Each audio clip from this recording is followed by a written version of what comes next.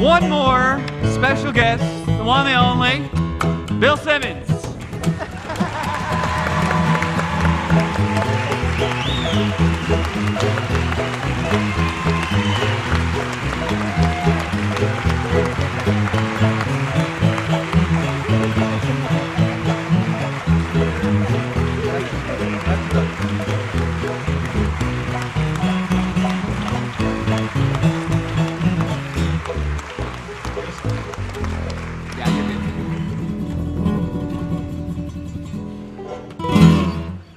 It's about to get real. I will not make this any more painful than it has to be for me. So let's just do this. I'm going to just do some real simple questions because I know you hate this. I don't want the gray face. So real simple questions. No answer required other than yes or no. That's it. Got it? You see that? He's sizing me up. So let's test it. Let's say yes into the microphone. Yes. Boom! Got it. Here we go. Matt wrote these. Yes or no questions. Have you ever fallen asleep with a plate of cookies on your belly? Yes. Do you enjoy going to the mall? No. When you go to the mall, do you watch people like they are animals in the zoo? Yes. Have you ever laughed out loud while pointing at someone in the mall? Yes.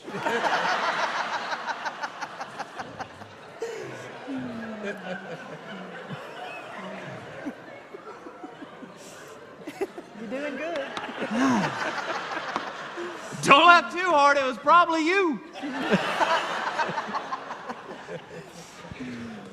Oh, those are good times. These people you'll know. Have you ever been to Mexico? Yeah. You ever been married in Mexico? Yes. Have you Cost ever? me $40. I'm sorry, this is yes or no. Totally out of line. Were you ever so fearful and scared returning home from Mexico where you got married that you were in the fetal position in a car while Susan drove? Yes.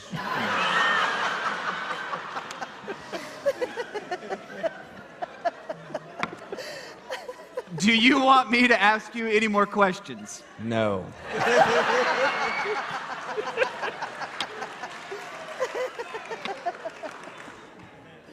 I'm going to ask one more because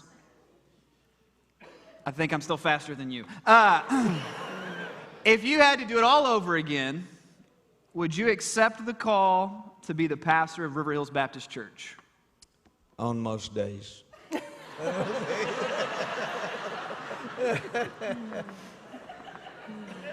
Like the yes/no is not a hard concept, right? It's not like It is for a preacher.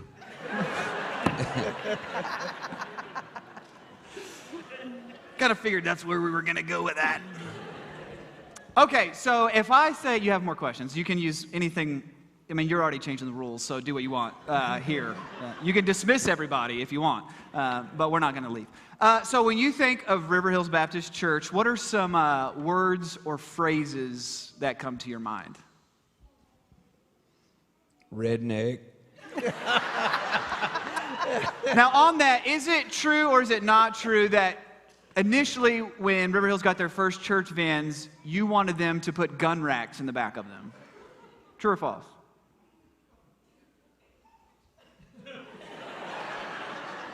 Pretty good idea, right? Yeah, right. I said words or phrases. He gave me redneck.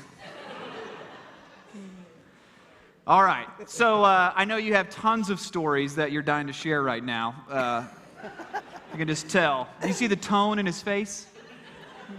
Yeah.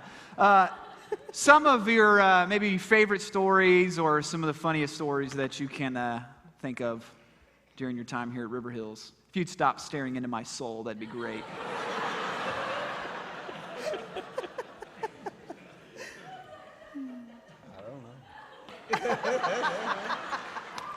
We got a gun-shy redneck up here. Here, you'll get this one. You'll get this one. Did you ever think when you accepted the call to be the pastor here that you and Susan and your family would be invested here for 30 years? There were times I didn't think we'd be here 30 minutes. Yeah. That was good, y'all. That was a full sentence. All right.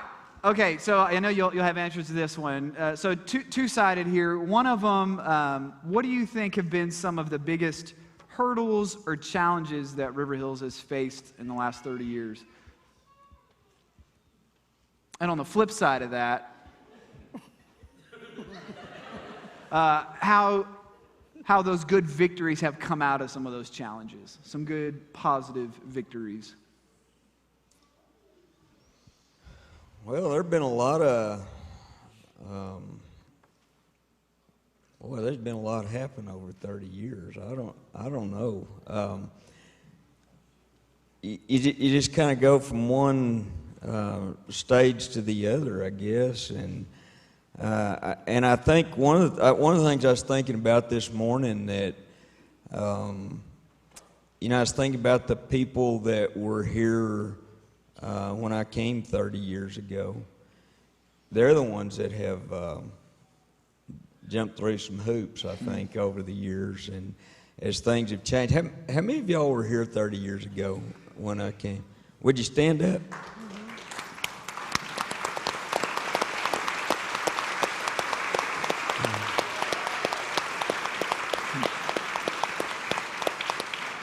Those are the ones that need congratulating, but I think over the years, just, when I first came here, I was dumber than a box of rocks, and I went where angels fear to tread a lot of times, and I just appreciate the fact that this church has always stood behind me, and when they come to a decision, they follow through with that, and I've always appreciated that. And there have been times I've been wrong, and I've had to tell them I was wrong. But I just thank God every day for giving me the opportunity to be able to be here for 30 years.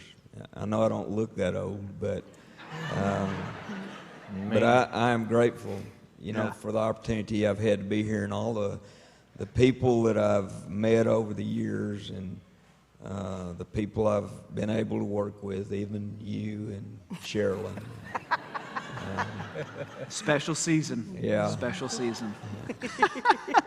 One of the things that's pretty incredible is that you actually helped train your little brother for working in a church. I mean, routine beatings, just feeling like, I don't know if I'm going to make it. Am I going to live to the next thing? Just so you know, here's a great picture of the brothers up here on the screen. Check this out. Aww. Look at that. Now, we were going to ask them to reenact this picture, but we already knew the answer, so we did it for them.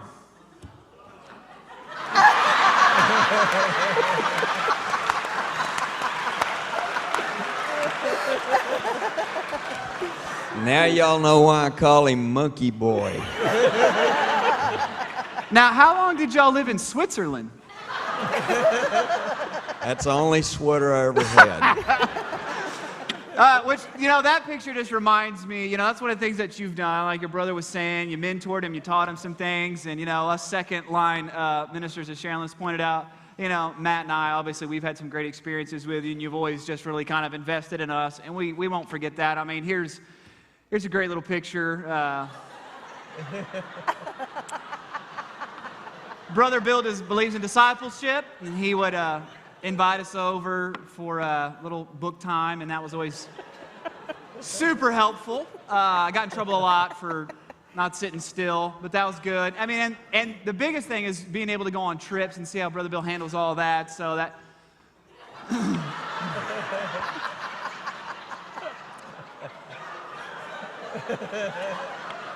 Listen, that was an awkward season for all of us.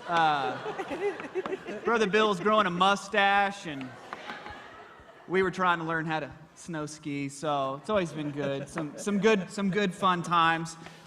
There's kind of a famous story that goes around about two little boys in a town. Two little boys in a town, little brothers.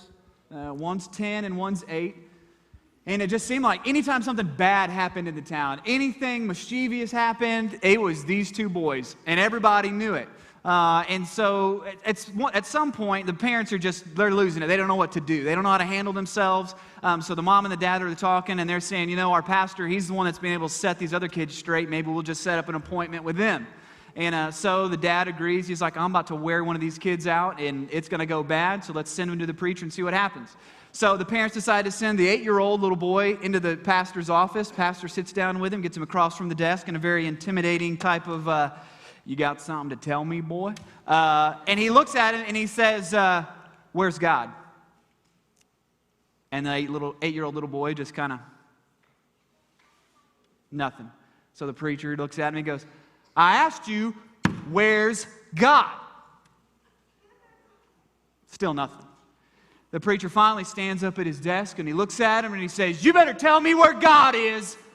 And in that moment, the 8-year-old little boy ran out, ran home screaming and crying, got to the house, ran into the closet, shut the door, and was crying in the closet. 10-year-old little boy walks in, knocks on the door, and he goes, what's wrong with you? What happened? What happened? The 8-year-old goes, I don't know what happened, but God's missing, and they don't know where he is, and they think we did it.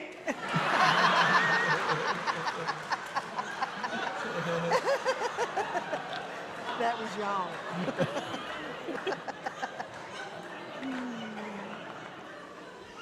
Yes or no? Is that story about you two? No. We'll count that as good. All right, last one. The last one, then the pain is over. So at this point, in this season of ministry, in this season at River Hills, what for you is that one main goal that you are focused on, that hill that you are going to take this church to that spot and make sure that there's good kingdom alignment right here at River Hills? What's that one driving goal? Well, I preached a sermon about this 2 or 3 weeks ago, but I have a real...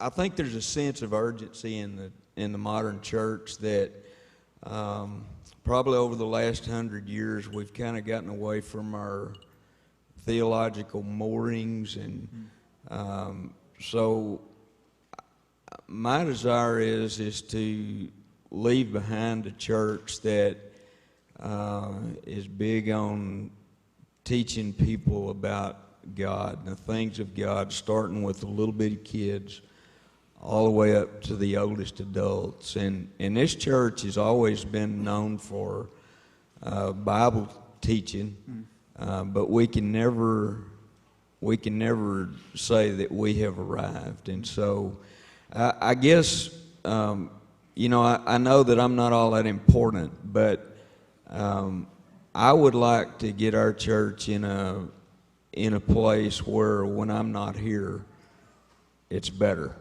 than it is with me here. So that's kind of my goal under God. That was a great sermon. I listened to it. I played it on Sunday. Not really. I had to preach. But it's fantastic. And it's great in the American culture that we live in, where there's so much fluff and there's so many ideas and people are always selling gimmicks and trying to get you to do this and to be cool and to be popular and all that mess. For me, every time I sit down and I listen to a sermon from Bill Simmons, I know what I'm going to get.